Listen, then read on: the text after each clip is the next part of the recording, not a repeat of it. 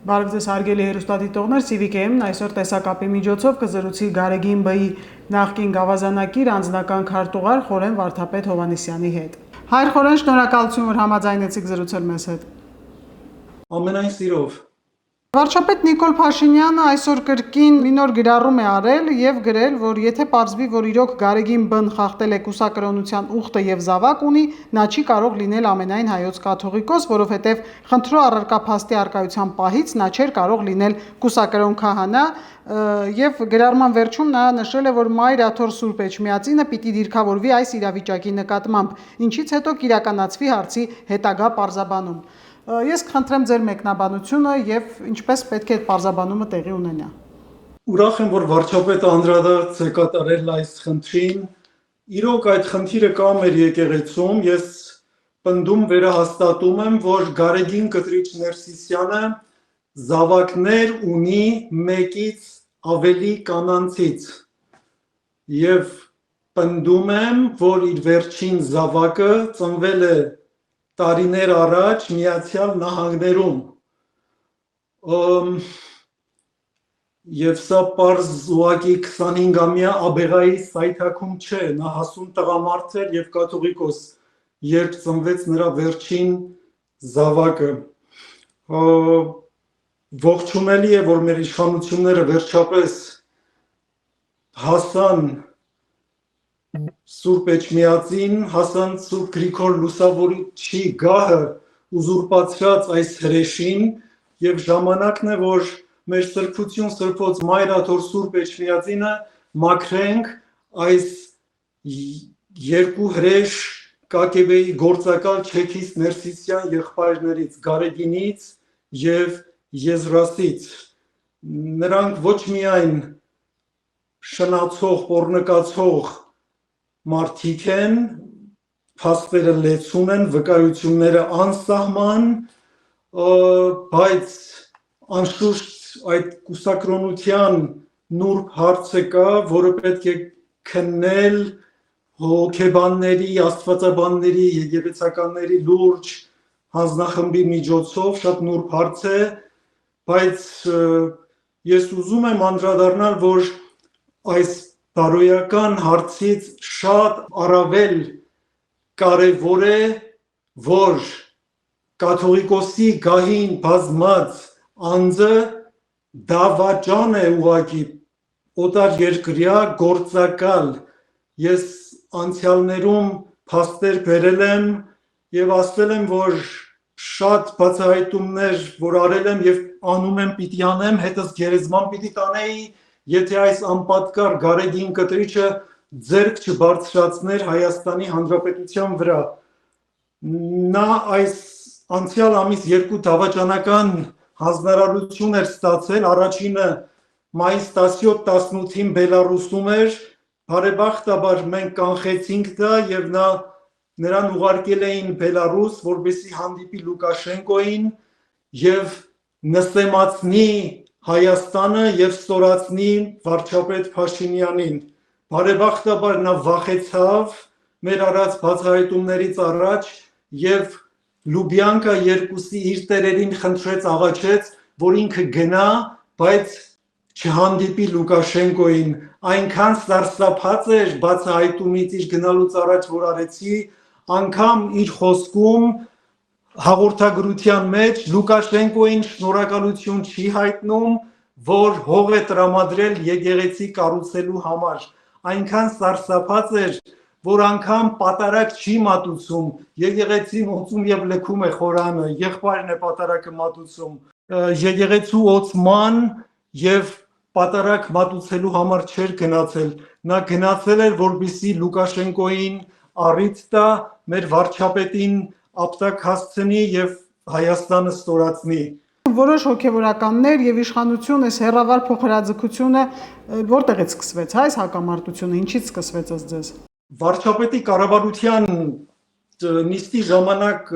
հայտնած այն մտքերը, որ տաճարները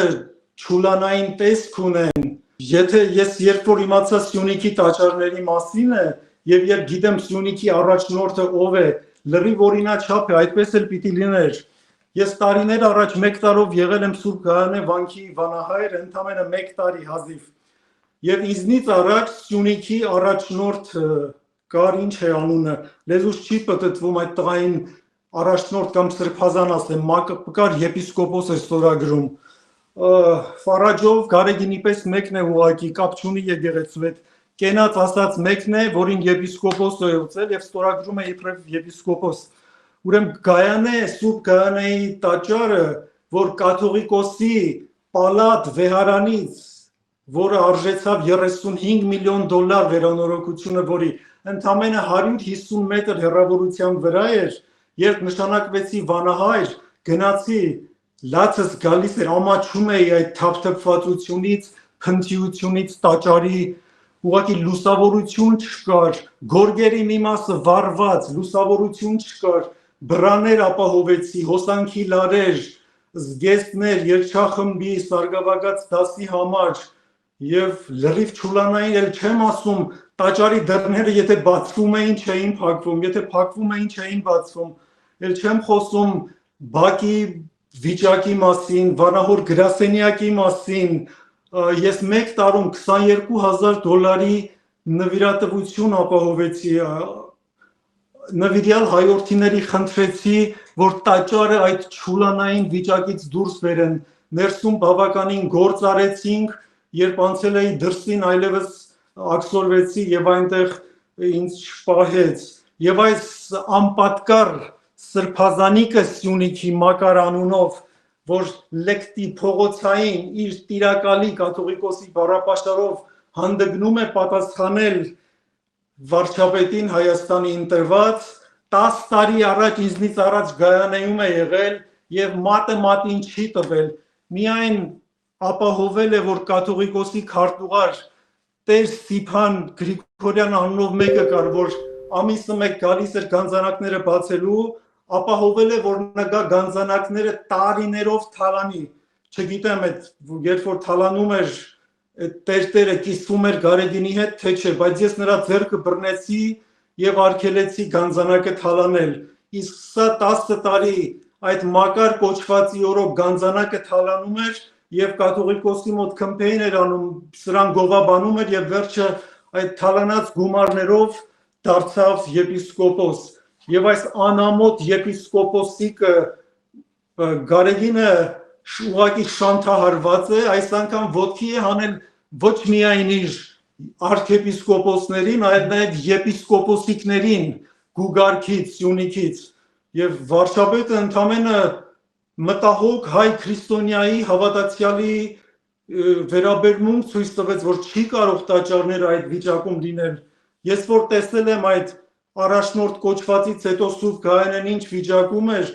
լրիվ առանց տեսնելու հավատում վստահում եմ Փաշինյանի ասածին, նրա խնամք տարած եկեղեցին ինչ պիտի լինի այդ տղայի։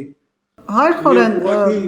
տարիներ շարունակ հասարակությունը շատ լավ իմացել է թե Գարեգին Բ-ի պահվածքի մասին, թե այլ հոգևորականների մասին, այսինքն այդ մասին բարձրաձայնվել է անընդհատ, իհարկե ոչ ամենայն մանրամասնությամբ, եւ հիմա երբ վարչապետը պարզ խոսում է գուցե մի քիչ սուր շեշտադրումներով, շատերը դա փորձում են շահարկել եւ ասել, որ վարչապետը հակաքրիստոնեական է, ժողովրդին հանում է եկեղեցու դեմ, ես կխնդրեմ ասեք արդյոք դա այդպես է թե վերջապես եկել է ժամանակը, որ նաեւ եկեղեցին մաքրվի։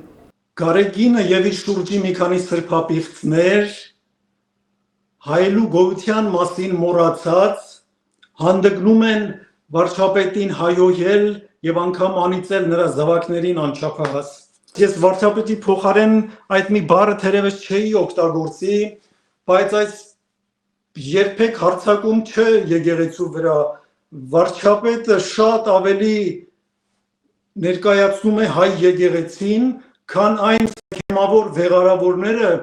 ովքեր հավաքագրված չեքիստներ եւ օտարերկրյա գործակալներ են, Գարեգինը, եղբայրը եւ իր շրջապատի մի քանի բարձրաստիճան հոգևորականներ, նրանք ուղղակի կապ չունեն եկեղեցու հետ, նրանք ժամանակավոր զահեր են, զավթել են եւ շուտով մենք պիտի ազատագրենք, բայց ինչու այս մեծ աղմուկը բարձրացրեց հիմա Գարեգինը, ինչու կրակի վրա բենզին լցրեց, ուզում եմ այդ մասին խոսել, եթե թույլ կտաք, Գարեգինը Շվեյցարիայում էր եւ գնացել էր հատուկ հանձնարարությամբ, որպեսզի մեր եւ Ադրբեջանի միջև պատերազմ հրահրի։ Նա գնացել էր կազուս բելի առաջացնելու, նա գնացել էր մնայուն ալիբի տալու Բաքվին, որ Հայաստանի դեմ կարողանան հոխորտան եւ պատերազմեն, երբ պատեհ առիթ լինի։ Նա խոսում է արցախցիների Արցախ վերադառնալու մասին, սա զավեշտ է, սա ծիծաղելի է։ Մի մարդ, ով մասնակցել է Արցախի հայաթափմանը, Գարեգինը, ես ամենայն պատասխանատվությամբ ասում եմ, 2 ամիս առաջ հայտարարել եմ եւ զարմանում եմ, թե մեր իրավապահները ինչու այս հետքերով չեն գնում մինչեւ հիմա։ Ինչպես կասեր Վահրամ Աթանեսյանը, Գարեգին կտրիչ Ներսիսյանը առաջինն է հանձնել եւ սկսել Շուշին հանձնելու ծրագիրը։ Նա Վահրամ Աթանեսյանն ասում է, որ ինչու կարգալուց արեցիր Շուշին։ Պատերազմից 1 տարի առաջ Արցախի թեմի առաջնորդարանը սա տեղափոխեց Շուշիից Ստեփանակերտ, որովհետև գիտեր, որ իր գործատուները պիտի Շուշին հանձնեն, այն ժամանակ մտածում էին ռուսները կարող են դեռ Ստեփանակերտը պահել։ Բլոկադայից Արցախի 1 ամիս առաջ Ռուսաստանի նախագահի հրամանագիրը կա նրան շքանշանով պարգևատրելու մասին։ Նա սա տվեցին բաց քարտերով խաղան, որ այլևս չկարողանա հրաժարվել իրենց հրամանները կատարելուց։ Իսկ երբ բլոկադան սկսեց, նա ուղղակի առևանգել է Արցախի թեմի առաջնորդին եւ փոխառաջնորդին։ Նվիրյալ 2 հոգեվորականներ, 2 նվիրյալ արցախցիներ ծնունդով, ովքեր արցունքներով են լքել Արցախը բլոկադայի ժամանակ, քանի որ այս հրեշը, այս չեքիստ գործակալը պարտադրել է։ Բլոկադայի ժամանակ Վրթանե Սրբազանին պարտադրում զանգում է, ասում է թող արի Էջմիածին։ Սրբազանը խնդրում է, ասում է վեհապար, ժողովուրդը իմ կարիքն ունի, ես ինչպես թողնեմ գամ, ինչ որ ժողովի պատրվագով ասում է արի, ասում է ես քեզ FSB-ի միջոցով կբերեմ Հայաստան, մի քանի օրից հետ կուղարկեմ։ Գրեթե առևանգելով այս Սրբազանը նվիրյալ արցունքները աչքերին թողնում է Արցախը, գալիս է Էջմիածին եւ այլևս չի թողնում, որ վերադառնա եւ FSB-ն նրան ետ չի տանում։ Սրբազանի բերելուց հետո փոխառաջնորդ Սահակ Վարդապետին նույնպես պարտադրում է, որ լքի Արցախը։ Այս Հայրսուրբը նորից ասում է, խաչը մի ձեռքին, զենքը մի ձեռքին այս Հայրսուրբը ժողովրդի մեջ, նվիրյալ Արցախցի, նվիրյալ Վարդապետ դիմադրում է, ասում է, ես ինչպես թողնեմ ժողովրդիս, մանուկներից, ծերերիս, կիսաքաղց վիճակում, ամենաշատը եկեղեցու կարիքը հիմա ունեն, իմ կարիքն ունեն, պարտադրում է, ասում է, արի, պիտի գաս անպայման։ Այդ օրերին աշխարհի բոլոր աբեղա վարդապետներին հավաքել էր, ուղարկել էր Տաուշ եւ հեղաշրջման ռեպետիցիա, փորձեր էին անում նրանց հետ, որովհետեւ մի քանի շաբաթից նրանց մի մասը մասնակցեր այդ սրբազան շարժման, այդ հակապետական շարժմանը, մյուս մասն էլ գնային իրենց երկրներ եւ ժողովրդին տրամադրեին Փաշինյանի եւ Հայաստանի դեմ։ Եվ այսօր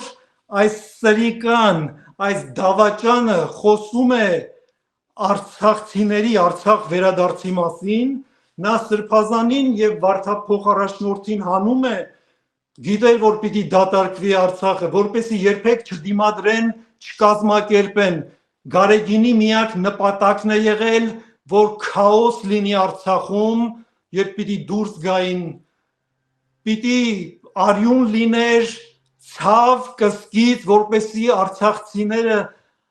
դառնացած կատաղած գային, Գարեգինի միակ նպատակը Երևանում հեղաշրջում անելն էր եւ դրա համար ուզում էր, որ արցախցիները ավելիով ցավ արյուն տեսնեն, որ կատաղած այդ խեղճ ժողովուրդը հասնի Երևան եւ օրինական մեր իշխանությունը տապալի։ Վարչապետն անդրադարձել է նաև մայիսի 29-ի իր գրառմանը, որը այդպես մեծ աղմուկ բարձրացրեց։ Նա նշել է, որ փաստորեն մնացածի մասով փաստորեն կոնսենսուս ունենք, որ սրբապիղծ սրբազանների հարցը պետք է լուծել։ Իսկ առաջարկությունները, դիտողությունները, քննադատությունները սրբազանների մասին հետագա գրառումներում նկատի կունենան։ Օրինակ, դուք ինչ դիտողություն, քննադատություն կամ առաջարկություն ունեք այս մասով վարչապետին։ Ես վարչապետին խնդրում եմ եւ նաեւ ինձ լսողներին բոլորին, որ սա շատ նուրբ հարց է, բայց սա մենք գորգիտակ չենք կարող պահել, մենք այդ խնդիրը ունենք, բայց խնդրում եմ կուսակրոնների զավակներին երբեք չթիրախավորել, շատ նրբազգաց լինել, նրանք մեղք չունեն, որ ծնվել են այդ պայմաններում, զավակները երբեք ապօրինի չեն լինում, ապօրինին գարեգինի զավակները ապօրինի չեն, գարեգինն է ապօրինի ծնող, ուզում եմ, որ շատ այդ զավակները, դուստրերը, որդիները մեր իրավահավասար քաղաքացիներն են եւ կաթոլիկ աշխարհում Իռլանդիայում ինքնասպանությունների փորձեր, ինքնասպանություններ են եղել շատ, երբ չափահաս են դարել այդ մարդիկ եւ հայտնաբերել են, որ իրենց հայրը կուսակրոնն է, մենք երբեք պիտի թույլ չտանք, մարդը բարձրագույն արժեք է, անկախ ամեն ինչից ով է հայրը, մենք պիտի բոլորին սիրով, գուրգուրանքով, հոգատարությամբ վերաբերվենք, նախ ուզում եմ, որ սա շեշտեմ, ուզում եմ, որ մեր հասարակությունը մարդասեր գտնվի եւ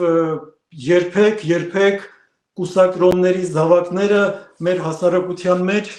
օտարված չզգան, շատ նուրբ հոգեբանական հարց է, առաջնայինը իմ համար սա է, այս ուզում եմ, որ այդ կուսակրոնների զավակները օտարված չլինեն, քանի որ մեր եղբայրներն են, մեր քույրերն են, մեր զավակներն են։ Վարչապետը իդեպ ասել էր, որ ամենայն հարգանքով բոլորի անձնական եւ ընտանեկան կյանքի գաղտնիության իրավունքի նկատմամբ, բայց ամենայն հայոց կաթողիկոսը չի կարող ունենալ այսպիսի անձնական կյանք։ Այսինքն այդ մասով այդուհանդերձ գրառում կատարվել էր։ Այո, ամենայն հայոց կաթողիկոս չէ, վարչապետը այնտեղ մի սխալ է արել։ Ես համարձակվում եմ վարչապետին ուղղել, դա ամենայն հայոց ամոթ է, պարոն վարչապետ, խնդրում եմ ճիշտ բառը գործածեք, ինչ ամենայն հայոց կաթողիկոս։ Ես խնդրեմ նաև ասեք, ինչպես է հնարավոր հայ առաքելական եկեղեցում այդ բարեփոխումները անել,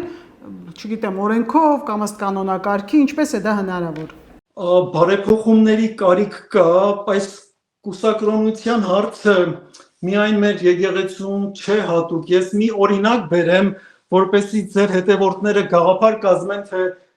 իրականությունը ինչ է։ Տարիներ առաջ Վազգեն Վեհափարը Երուսաղեմի հայ պատրիարք Եղիշե Տերտերյանի հետ Մոսկվա է գնում մի ձեռնարկի մասնակցելու եւ ռուս մի միտրոպոլիտ Եղիշե Տերտերյան պատրիարքին թարգմանչի միջոցով նա ռուսերեն չի խոսում, ասում է այս կուսակրոնության խնդրի մասին ինչ եք մտածում, այս Եղիշե պատրիարքը ասում է այդ տխմարին ասա, որ մենք կուսակրոնության հարցը վաղուց ներքին կարգով լուծել ենք։ Առնվազն վերջին 50-70 տարիներին այսպիսի մթնոլորտի մեջ է եղել, բայց սա շատ նուրբ հարց է, պիտի հոգեբաններ, եկեղեցագետներ, աստվածաբաններ, պիտի լուրջ հանձնաժողով լինի, մտավորական հոգևորականներից, աշխարհականներից կազմված եւ բարեփոխումներ են պետք, բայց դա հնարավոր չէ այս կաթողիկոսի օրոք։ Սա պետք է օր առաջ լքի լուսավորչի գահը, սա ոչ միայն եկեղեցին է կործանել 25 տարի, ես 18-ի հեղափոխությունից հետո պարոն վարչապետին բաց նամակ ունեմ, ափսոս ձայնս այն ժամանակ լսելի չեղավ աղմուկի մեջ, ասել եմ, եթե գարեգինը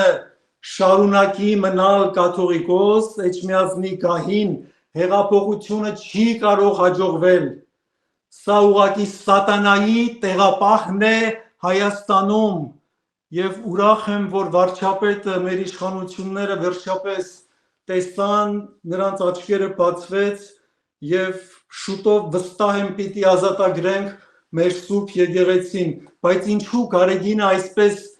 բուրըն արձագանքեց իր բոլոր արքեպիսկոպոսներին եւ եպիսկոպոսներին հանեց հրահանգեց, որ վարչապետի դեմ գրեն, նա ուզում է խլացնել, քողածածկույթի տակ առնել Շվեյցարիայի իր դավաճանական քայլը, ասում եմ, նա գնացել է Շվեյցարիա, այդ համաժողովը կազմակերպել էր, որպեսզի կազուս բելի ստեղծի պատերազմի համար, նրա հանձնարարությունը դա էր, Ալիևը հրաժարվում է հարձակվել Հայաստանի վրա, Մոսկվայի հույսերը չի իրականացնում, հիմա սրան հանձնարարել են, որ արցախցիների մեջ սին հույսեր առաջացնի եւ Ալիևին ալիբի տա, կազուս պատճառ տա հարձակվելու Հայաստանի վրա, որպեսզի նա էլ այստեղից ասեն արցախցիները պիտի վերադառնան, որ Ալիևն էլ հայտարարի, որ մեր տարածքային պահանջ ունի Հայաստանը մեր նկատմամբ եւ այդ արևմտյան Ադրբեջանի եւ 300,000 ադրբեջանցիների վերադարձը Հայաստան մնայուն դարձնի Բաքվի հաղորդագրությունների մեջ եւ հիմա նա փորձեց շեղել ծածկել Շվեյցարիան բավարար արձագանք չունեցավ դժբախտաբար, քանի որ լրատվականների մեծ մասը պատկանում է 5-րդ Շարասյանը եւ Շվեյցարիան ստվերի տակ մնաց, սա դավաճանական լուրջ քայլ էր, մի մարդ, ով մասնակցել է Արցախի հայաթափմանը, Գարեգինը, այսօր խոսում է արցախցիների վերադարձի մասին, զավեշտ է սա։ Եվ նաև շատ է խոսվում, որ եկեղեցու ֆինանսական գործունեությունը թափանցիկ չէ, ըստ ձեզ ճիշտ է արդյոք նրանց հարկային դաշտ բերել։ Ամեն ինչ կարելի է, ամեն ինչ հնարավոր է, պետք է ամեն ինչ կանոնակարգված լինի, անշուշտ եկեղեցին լուսնի վրա չէ, Հայաստանի Հանրապետությունում է, բայց այսօր մեր թիվ 1 խնդիրը գործակալ, օտար երկրի գործակալ կաթողիկոս չունենալն է, իմ հիմնական մտահոգությունը սա է, սա ամեն օր նրա գահին մնալը վտանգ է, սպառնում է Հայաստանի ազգային անվտանգությանը, սա գործակալ լինելով նաև անբարոյականության մի գագաթնակետ է